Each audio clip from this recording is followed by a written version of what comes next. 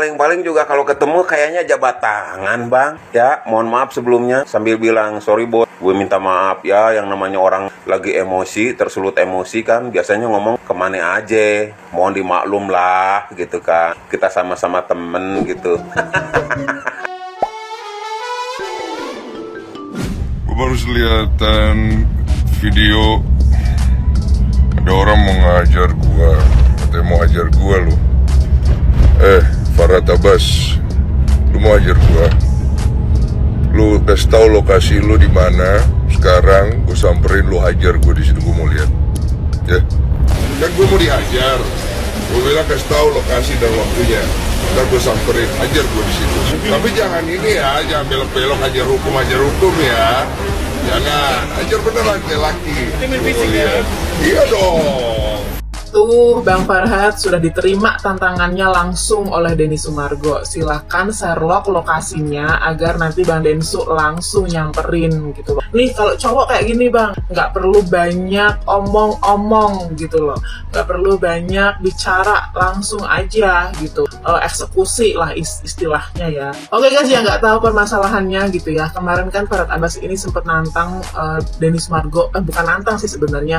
Sempet kayak bilang kalau misalnya Denny Sumargo ini memang suka banget berkata kasar gitu, dan katanya Farhad Abbas ini Densu ini disuruh bilang di hadapannya langsung terus nanti dihajar gitu, bilang nggak, itulah intinya. Nah ini videonya sudah sampai ya ke Denny Sumargo, dan ini adalah respon dari Denny Sumargo gitu tentang pernyataan atau tantangan dari Farhad Abbas gitu guys. Ya gini ya guys, akibatnya permasalahan itu nggak diselesain malah melebar kemana-mana. Ini kan aslinya cuma masalah donasi Agus tok gitu loh, tapi melebar ke mana-mana sampai ke personalnya orang-orang di sekitaran yang membantu Mas Agus gitu kan. Ini Mas Agus, semoga Mas Agus bisa lihat kan, katanya kemarin sudah bisa lihat gitu ya. Udah bisa lihat kan nih pengacara Anda atau ya apa ya backingan Anda gitu sudah bikin keruh gitu loh, bikin keruh suasana, dan Anda bakalan pasti juga keseret-seret. Dan nama baik Anda akan tambah hancur kalau sampai Bang Denny Densu ini sudah turun tangan, dan ya begitulah.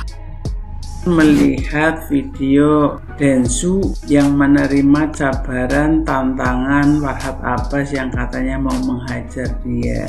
Nah, mendapatkan lawan yang seimbang. Makanya jadi pengacara itu membela yang benar, gunakan ilmunya dengan menolong orang-orang yang membutuhkan, dengan tidak mengadu domba, dengan tidak menebarkan permusuhan, dengan tidak membuat kegaduhan. Gunakan ilmumu untuk mencari keadilan bagi orang yang memerlukan, bukan petang-peteng menantang sana menantang sini, membunuh karakter orang lain, menyerang orang lain dengan berbagai status, dengan berbagai omongan. Kerja seorang lawyer adalah mencari fakta untuk mencari kemenangan bagi para orang-orang yang lagi mencari keadilan, bukan menyebarkan kegaduhan, bukan menyebarkan perpecahan di antara masyarakat. Kalau sudah seperti ini saling tantang, disinilah terjadinya permusuhan di antara masyarakat. Kita lihat update-nya. Apakah tantangan ini akan betul-betul dihadapi oleh Farhad Abbas atau akan meminta maaf seperti salah satu lawyer yang sudah teriak-teriak? Salam akal sehat.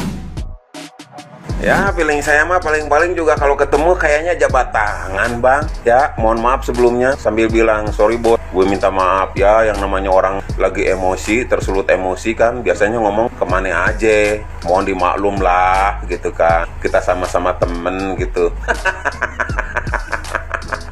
Kelakuan orang Indonesia kan begitu. Kalau bikin salah, nggak itu di media sosial, di dunia nyata, klarifikasi, minta maaf. Kalau di media sosial ya bikin PT, bikin video sambil nangis-nangis. Gue takutnya sih begitu. Kalau ditantang begitu, ya minimal spill tempat lah di mana Anda berada ya Bang ya. Biar laki-laki biar jadi laki-laki gentleman gitu kan, sesuai pangkatnya, membela orang yang benar gitu kan.